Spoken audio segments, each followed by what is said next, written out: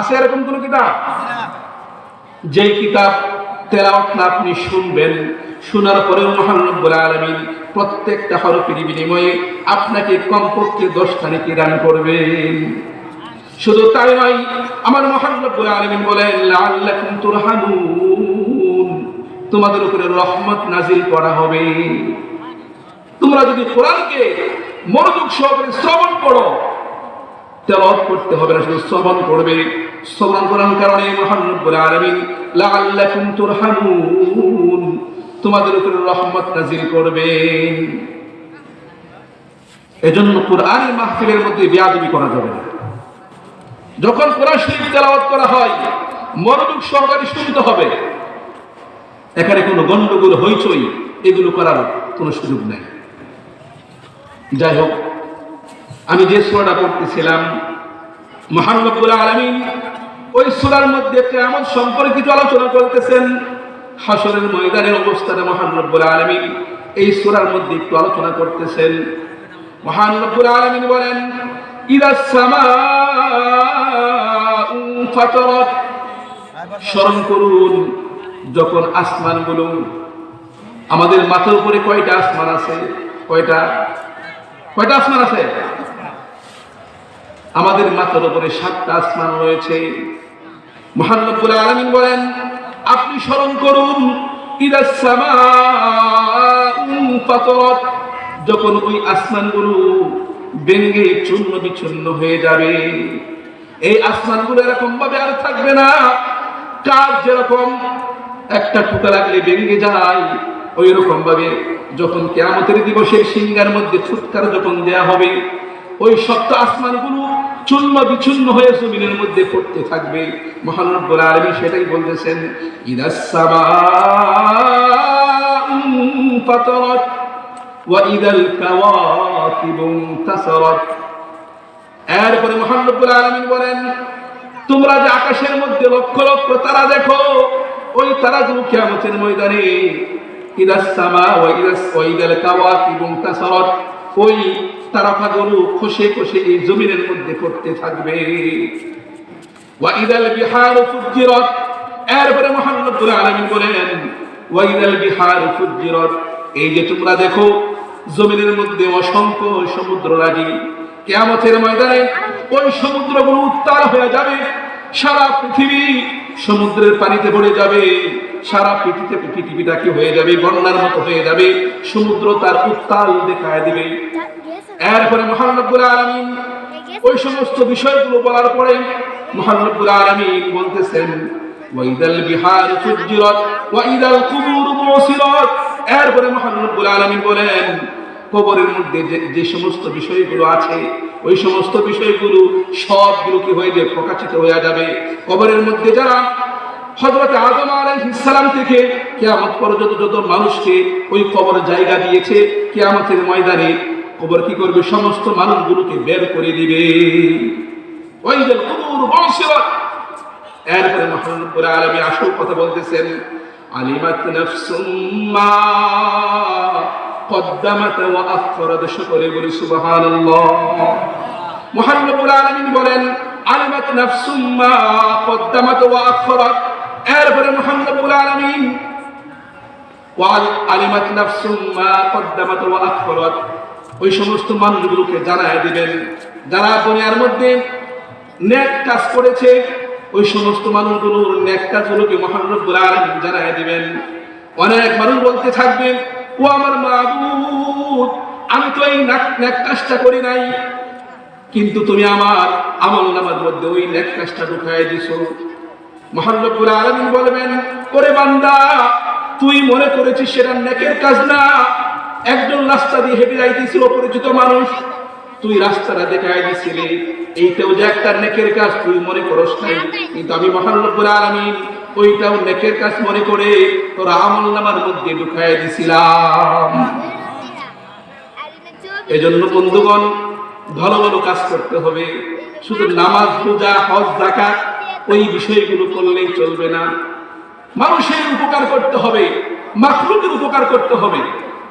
মহান রব্বুল আলামিন কিয়ামতের ময়দানে শুধু উসিলা খুঁজবেন কি করে আদমকে জান্নাতের মধ্যে দিয়ে দেওয়া যায়। এজন্য বড় বড় কাজ করতে হবে। আপনারা শুনেছেন একজন আপনার জেলাকার একজন মহিলা একটা বিড়ালকে পানি খাওয়ানোর কারণে মহান রব্বুল আলামিন তাকে কি করেছেন, জাহান্নাম থেকে রক্ষা করে জান্নাতে পাঠিয়ে দিয়েছেন। সুবহানাল্লাহ। আবার একজন আপনার 5 ওয়াক্ত নামাজি ব্যক্তি একটা বিড়ালকে আটকায় রাখার কারণে, তাকে পানি না দেওয়ার কারণে, তার হাজার হাজার নামাজ সত্ত্বেও, তার হাজার হাজার রোজা সত্ত্বেও, যাকাত সত্ত্বেও মহান রব্বুল আলামিন ওই প্রাণীকে আটকায় রাখার কারণে তাকে জান্নাত থেকে বের করে জাহান্নামে পাঠিয়ে দিয়েছেন। এজন্য নেক কাজ করতে বেশি বেশি মানুষের উপকার করতে হবে, মানুষকে কথা দিয়ে উপকার করতে হবে, মানুষকে পরামর্শ দিয়ে উপকার করতে হবে, মানুষকে সাহায্য সহযোগিতা করে উপকার করতে হবে। যদি আমরা এগুলো করতে পারি মহান রব্বুল আলামিন আপনাকে আমাকে কি করবেন, জান্নাত নসিব করতে পারেন। সকলে বলে আমিন। তো মহান রব্বুল আলামিন বলতেছেন আলিমাত নাফসুম মা কদ্দামাত ওয়া আখরাত, ওই সমস্ত ব্যক্তিগুলো জানতে পারবে তারা আখিরাতের জন্য কি তারা পাঠিয়েছিল এবং কি তারা দুনিয়ার জন্য রেখে গিয়েছিল। রাসূল কারীম সাল্লাল্লাহু আলাইহি ওয়াসাল্লাম বলেন মানুষ দুইটা জিনিস সাথে নিয়ে যেতে পারবে। মানুষের দুনিয়ার মধ্যে দুইটা জিনিস মানুষের উপকারে আসে। একটা হচ্ছে মানুষ যা খাবে সেটা তার জন্য উপকার হবে। আপনি যা খাবেন এটা আপনার জন্য কি হবে, উপকার হবে। আর একটা কাজ হচ্ছে মানুষ ওই দুনিয়ার মধ্য থেকে দুনিয়ায় থাকা অবস্থায় পরকালের জন্য যা পাঠাবে। আপনি কি করেছেন, পরকালের জন্য আপনি আপনার একটা সন্তানকে আলেম বানিয়েছেন। এই যে আমাদের বাংলাদেশে যে সমস্ত আপনার গরিব মানুষগুলো আছে তারা তাদের সন্তানকে মাদ্রাসায় দেয়। এই চিন্তা করে কি দেয় যে আমার সন্তানের বেশি টাকা উপার্জন করে আমাকে কামাই করে খাওয়াবে, এই উদ্দেশ্য থাকে নাকি আখেরাত উদ্দেশ্য থাকে? কারণ আপনার মাদ্রাসায় পড়লে তো বড় বড় চাকরি পাওয়া যাবে না, ইঞ্জিনিয়ার হওয়া যায় না, ডাক্তার হওয়া যায় না, বড় বড় প্রকৌশলী হওয়া যায় না। উদ্দেশ্য কি থাকে? একমাত্র মহান রব্বুল আলামিনকে সন্তুষ্ট করা। আমার মহান রব্বুল আলামিন বলতেছেন আলিমাত নাফসুম মা কদ্দামাত ওয়া আখরাত, ওই সমস্ত ব্যক্তিগুলো জানতে পারবে যা তারা পূর্বের জন্য পাঠিয়েছে, মানে পরকালের জন্য যা তারা এই দুনিয়ার মধ্যে থেকে পাঠিয়েছে, এই বিষয়গুলো তাদেরকে জানায় দেওয়া হবে। এজন্য বন্ধুগণ আখিরাতের জন্য কাজ করুন। এই দুনিয়া আপনি যত কিছু করেন না কেন, এই দুনিয়ার জিন্দেগি একদিন কি হয়ে যাবে, শেষ হয়ে যাবে। আপনি যত সুখেই থাকেন না কেন, যত আপনার কষ্টেই থাকেন না কেন, এই দুনিয়ার জিন্দেগি একদিন কি হবে, শেষ হবে। কিন্তু আখিরাতের জিন্দেগি আর কোনোদিন শেষ হবে না। আপনারা হযরতে মুসা আলাইহিস সালাতু ওয়াস সালামের নাম শুনেছেন, শুনেন নাই? আল্লাহর সাথে সরাসরি কথা বলতেন তুর পাহাড়ের মধ্যে গিয়ে। একদিন হযরত মুসা আলাইহিস সালাতু ওয়াস সালাম মহান রব্বুল আলামিনকে বলতেছেন, ও মহান রব্বুল আলামিন, আপনি আমাদেরকে কিয়ামতের কথা বলেছেন, আপনি আমাদেরকে পরকালের কথা বলছেন। আমার জানতে মন চাই পরকালের পরিমাণটা কেমন হবে, পরকালের আকারটা কেমন হবে, আমার সেটা মন জানতে চাইছে।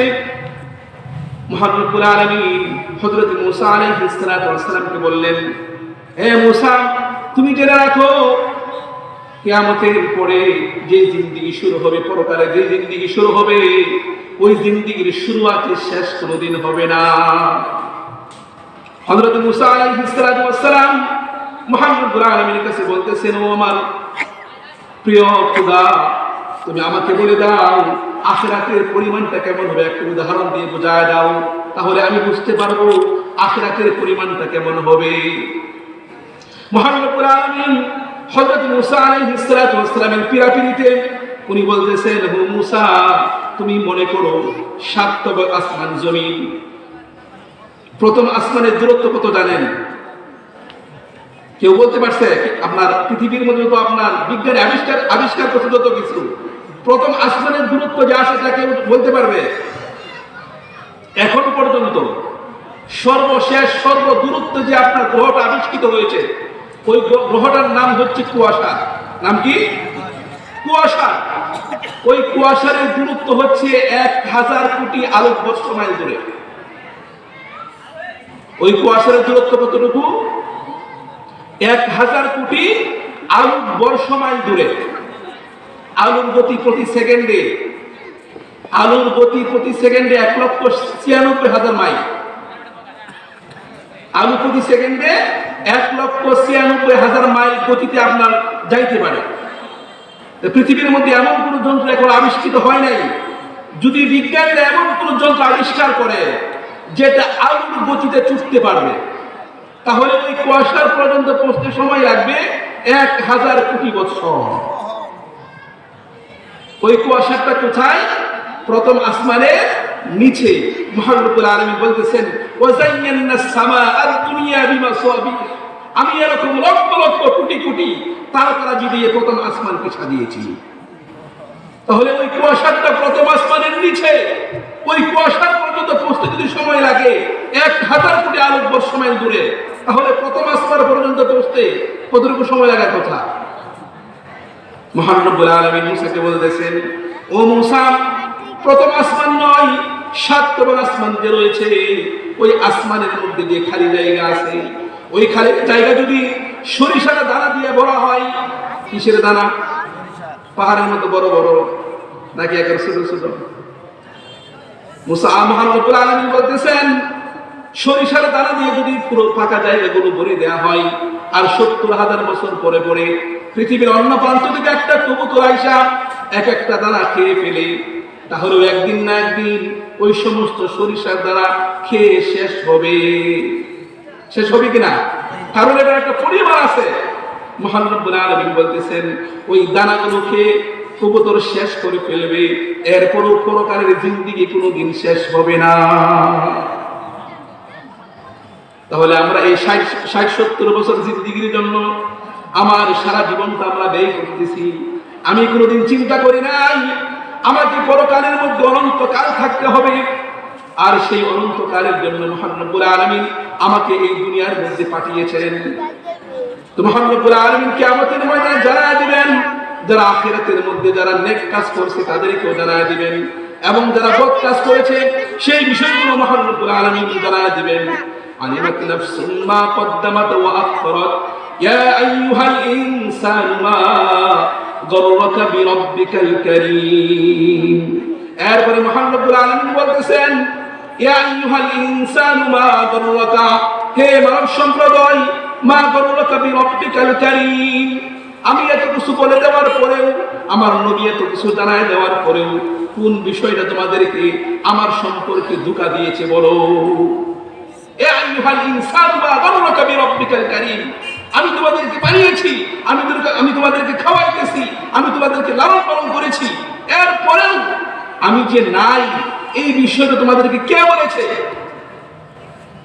আমাদের দেশের মধ্যে কিছু নাস্তিক আছে, তারা বলে আল্লাহ বলে কিছু নাই। সকলে বলি নাউযুবিল্লাহ। আরে বুকার দল, মহান রব্বুল আলামিন যে রয়েছেন, মহান রব্বুল আলামিন যে রয়েছেন, আমাদের ফসলের মধ্যে একটা দান যে রয়েছে, ওই দানটা দেখলে আমরা বুঝতে পারি যে মহান রব্বুল আলামিন একজন রয়েছেন। কারণ একটা দান যে মহান রব্বুল আলামিন বানিয়েছেন, সারা পৃথিবীর সমস্ত বিজ্ঞানীরা যদি এক হয়ে যায় একটা দান বানাইতে পারবে কিনা বলেন? মহান রব্বুল আলামিনের সৃষ্টিগুলো রয়েছে, হাজার হাজার লক্ষ লক্ষ কোটি কোটি মানব যদি সারা জীবন চেষ্টা করে, কোনো একটা মহান রব্বুল আলামিনের মাখলুক বানাইতে পারবে না। এরপরেও তোমরা কি করে বিশ্বাস করো যে মহান রব্বুল আলামিন নাই? একটা মানুষটা যেরকম ভাবে একটা ঘর তৈরি হইতে পারে না, একটা মানুষটার যেরকম ভাবে একটা বিল্ডিং তৈরি হইতে পারে না, একটা মানুষটার যেরকম ভাবে একটা নৌকা তৈরি হতে পারে না, তাহলে এই বিশ্বভূমণ্ডল, এই সমস্ত মাখলুকাত একজন স্রষ্টা দ্বারা সৃষ্টি হয়েছে, এই কথাটা বিশ্বাস করাও সেরকম বোকামি। মহান রব্বুল আলামিনের প্রত্যেকটা সৃষ্টি এটা প্রমাণ গ্রহণ করে যে একজন মহান রব্বুল আলামিন রয়েছেন, একজন সত্তা রয়েছেন যিনি কি করেছেন, এগুলো বানিয়েছেন। কিন্তু তাদের মেধাগুলোকে মহান রব্বুল আলামিন গোবর দ্বারা তাদের মেধাগুলোকে ভরে দিয়েছেন, তাদের অন্তরগুলোকে মহান রব্বুল আলামিন আপনার গাফলতের পর্দা দ্বারা আটকে দিয়েছেন। এজন্য তারা কি করবে না? কোনদিন বিশ্বাস করবে যে মহান রব্বুল আলামিন একজন রয়েছেন। এটাই মহান রব্বুল আলামিন বলতেছেন, ইয়া আইয়ুহাল ইনসানু মা গররাকা বিরাব্বিকাল কারীম, আল্লাযী খালাকাকা ফাসাওয়াকা ফাআদালাক। এরপরে মহান রব্বুল আলামিন বলতেছেন আল্লাযী খালাকাকা, যে মহান রব্বুল আলামিন তোমাকে বানিয়েছেন, ফাসাওয়াকা, তোমাকে সুবিন্যস্ত করেছেন। তুমি যে এই দুনিয়ার মধ্যে আগমন করেছো, তোমার চোখটা যেখানে থাকার দরকার ছিল মহান রব্বুল আলামিন তোমার চোখটাকে সেখানেই স্থাপন করেছেন। তোমার হাত যেখানে থাকার দরকার ছিল মহান রব্বুল আলামিন তোমার হাতটাকে ওইখানে স্থাপন করে দিয়েছেন। তোমার কপালটা যেখানে থাকার দরকার ছিল মহান রব্বুল আলামিন তোমার কপালটাকে ওইখানে স্থাপন করে দিয়েছেন। এখন যদি মহান রব্বুল আলামিন আমাদের চোখগুলোকে পিছনে দিতেন, অবস্থা কেমন হতো? এরপরে মহান রব্বুল আলামিন নাকটাকে যদি বলতেন নাকটা পায়ের কাছে দেওয়া হবে, তাহলে অবস্থা কেমন হতো? আমার মহান রব্বুল আলামিন সেটাই বলতেছেন আল্লাযী খালাকাকা ফাসাওয়াকা ফাআদালাক ফি আই সূরাতিন মা শাআ রাক্কাবাক। আমি তোমাকে অত্যন্ত সুন্দরভাবে সুনিপুণভাবে আমি তোমাকে তৈরি করেছি। মহান রব্বুল আলামিন সূরা ৩ এর মধ্যে বলতেছেন লাকাদ খালাকনাল ইনসানা ফি আহসানি তাকওয়িম। আমি মানুষকে সবচেয়ে উত্তম আকৃতিতে সবচেয়ে সুন্দর করে আমি মানুষকে বানিয়েছি। মহান রব্বুল আলামিন আমাদেরকে সবচেয়ে সুন্দর করে বানিয়েছেন। আমার মহান রব্বুল আলামিনের সৃষ্টির মধ্যে কেউ ভুল করতে পারবে না। এই যে দেখেন আমরা পৃথিবীর মধ্যে লক্ষ লক্ষ কোটি কোটি মানুষ, প্রায় ৭০০ কোটি মানুষ, একটা মানুষের চেহারার সাথে অন্য একটা মানুষের মিল আছে না? যতই মিল থাকুক না কেন দেখবেন একটা না একটা পার্থক্য আছে। এটা কি করে সম্ভব? একজন স্রষ্টা ছাড়া, একজন সুনিপুণ কারিগর ছাড়া এটা কোনোভাবেই সম্ভব না যে ৭০০ কোটি মানুষ একটা মানুষের সাথে অন্য একটা মানুষের কোনো মিল নাই, একটা মানুষের হাতের ছাপের সাথে অন্য একটা মানুষের হাতের ছাপের কোনো মিল নাই। এর একজন বিশ্ব কারিগর ছাড়া কখনো সৃষ্টি করা কিনা সম্ভব না। আমার মহান রব্বুল আলামিন সেটাই বলতেছেন আল্লাযী খালাকাকা ফাসাওয়াকা ফাআদালাক ফি আই সূরাতিন মা শাআ রাক্কাবাক কাল্লা বাল তুকাযযিবুনা বিদ্দীন। এত কিছুর পরেও আমি তোমাকে এত সুন্দর করে বানিয়েছি, তোমাকে আমি রিজিক দিয়েছি, তোমাকে আমি লালন পালন করতেছি। কাল্লা বাল তুকাযযিবুনা বিদ্দীন, এরপরেও তোমরা কি করে পরকালকে মিথ্যা প্রতিপন্ন করতে চাও? তোমাকে এত সুন্দর করে আমি বানিয়েছি, সব কিছু তোমার জন্য করতেছি আমি, এরপরে তোমরা কি করো? তোমরা বলতেছো পরকাল বলতে কিছু নাই। অনেকে বলে যে মুসলমানরা অন্ধবিশ্বাসী, মুসলমানরা না দেখে বিশ্বাস করে। ওই কথাটা সত্য না মিথ্যা? একবার 100% মিথ্যা। মুসলমানরা কোনোদিন না দেখে বিশ্বাস করে না। মুসলমানদের মধ্যে এমন একজনকে মহান রব্বুল আলামিন আখিরাতের বিষয়গুলো দেখিয়েছেন। আমরা হাজার হাজার মানুষ, লক্ষ লক্ষ মানুষ এক হয়ে মিথ্যার উপরে প্রতিষ্ঠিত হতে পারি, কিন্তু মহান রব্বুল আলামিন এমন একজন মানুষকে আখিরাতের বিষয়গুলো দেখিয়েছেন যার মিথ্যার কোনো প্রমাণ এই পৃথিবীর মধ্যে এখন পর্যন্ত একটা কাট্টা কাফেরও বলতে পারে না। সকলে বলেন আল্লাহু আকবার। আমার মহান রব্বুল আলামিন আমার রাসূল করিম সাল্লাল্লাহু আলাইহি ওয়াসাল্লামকে জান্নাত দেখিয়েছেন কিনা? মহান রব্বুল আলামিন আমার রাসূলকে কবরের শাস্তি দেখিয়েছেন কিনা? মহান রব্বুল আলামিন আমার রাসূলকে জাহান্নাম দেখিয়েছেন কিনা? মহান রব্বুল আলামিন আমার রাসূলকে ফুলসিরাত দেখিয়েছেন কিনা? মহান রব্বুল আলামিন আমার রাসূল করিম সাল্লাল্লাহু আলাইহি ওয়াসাল্লামকে কোন গুনাহ করলে কি শাস্তি হবে এগুলো দেখিয়েছেন কিনা? মহান রব্বুল আলামিনকে মহান রব্বুল আলামিন আরশে মুআল্লার মধ্যে নিয়ে গিয়েছেন কিনা? তাহলে যারা বলে মুসলমান না দেখে বিশ্বাসী, তাদের কথা সত্য না মিথ্যা? আসলে তারাই তো মিথ্যার উপরে প্রতিষ্ঠিত। তাদের ধর্মের কোনো গোড়াপত্তন নাই, তাদের ধর্মের কোনো ইতিহাস নাই। তারা কল্পনাপ্রসূত বিষয়ের কথা তারা বলে। আর মুসলমান কি করে না? কল্পনাপ্রসূত কথা তারা বলে না। মুসলমান এমন কথা বলে, মুসলমানদের মধ্যে এমন একজনকে মহান রব্বুল আলামিন এগুলো দেখিয়েছেন, হাজার হাজার মানুষ দেখে যে বিশ্বাসযোগ্যতা সৃষ্টি হতো। আমার রাসূল করিম সাল্লাল্লাহু আলাইহি ওয়াসাল্লাম একা দেখার মাধ্যমেই তার থেকে বেশি বিশ্বাসযোগ্যতা সৃষ্টি হয়েছে। সকলে বলেন আল্লাহু আকবার। এজন্য মুসলমানরা অন্ধবিশ্বাসী নয়, মুসলমানরা দেখে বিশ্বাসী। এজন্য বন্ধুগণ, আমাদেরকে কেউ অন্ধবিশ্বাসী বললে জবাব দিয়ে দিবেন আমরা জাহান্নাম না দেখে বিশ্বাস করছি না। আমার রাসূল করিম সাল্লাল্লাহু আলাইহি ওয়াসাল্লাম জাহান্নাম দেখে এসেছেন, আমার রাসূল করিম সাল্লাল্লাহু আলাইহি ওয়াসাল্লাম জান্নাত দেখে এসেছেন, রাসূল করিম সাল্লাল্লাহু আলাইহি ওয়াসাল্লাম ফুলসিরাত দেখে এসেছেন। হাশরের ময়দানটা কেমন হবে আমার রাসূল করিম সাল্লাল্লাহু আলাইহি ওয়াসাল্লাম দেখে এসেছেন। এজন্য আমরা আমার রাসূল করিম সাল্লাল্লাহু আলাইহি ওয়াসাল্লামের দেখে অনুযায়ী আমরা এই কথা বিশ্বাস করতেছি, আমরা কোনোদিন অন্ধবিশ্বাসী না। তো মহান রব্বুল আলামিন সেই কথাটাই বলতেছেন, কাল্লা বাল তুকাদ্দিবুনা বিদ্দীন ওয়া ইন্না আলাইকুম লাহাফিজিন কিরামান কাতিবিন। মহান রব্বুল আলামিন বলেন, তোমাদের কাছে একজন সংরক্ষণকারী রয়েছে যে তোমাদের এই বিষয়গুলো সংরক্ষণ করে রাখে। আমরা মনে করতেছি আমি একটা মিথ্যা বলতেছি, ওই মিথ্যা মনে হয় কেউ দেখে নাই। মহান রব্বুল আলামিন আমাদের দুই কাঁধের মধ্যে দুইজন ফেরেশতা নিযুক্ত রাখছেন, সকলে বলি সুবহানাল্লাহ। কিরামান কাতিবিন, আমাদের দুই কাঁধের মধ্যে দুইজন ফেরেশতা আছে, সম্মানিত ফেরেশতা রয়েছে। আমরা যদি নেকের কাজ করি, ডান কাঁধের ফেরেশতা ওই বিষয়গুলো সুন্দর করে লিখে রাখে। আমরা যদি কোনো গুনার কাজ করি, আমাদের বাম কাঁধের ফেরেশতা যিনি আছেন তিনি সুন্দর করে ওই বিষয়গুলো লিখে রাখেন। মহান রব্বুল আলামিন বলতেছেন, কিরামান কাতিবিন ইয়ালামুনা মা তাফআলুন, আমরা যা করতেছি সবগুলো তারা দেখতেছে, সবগুলো দেখে তারা ওইগুলো লিপিবদ্ধ করতেছে। বলে বলে আল্লাহু আকবার, আল্লাহু আকবার। এজন্য বন্ধুগণ, আমরা ওই বিষয়গুলো যেগুলো রাসূল করিম সাল্লাল্লাহু আলাইহি ওয়াসাল্লাম আমাদেরকে বলে গিয়েছেন, আমরা ওই বিষয়গুলো মানার চেষ্টা করি। আখিরাতের কথা কি মিথ্যা নাকি সত্য? আখিরাত আছে কিনা বলেন? এজন্য ওই আখিরাতের কাজ আমাদের কি করতে হবে? রাসূল করিম সাল্লাল্লাহু আলাইহি ওয়াসাল্লামের সুন্নাত আমাদের জীবনকে পরিচালনা করতে হবে।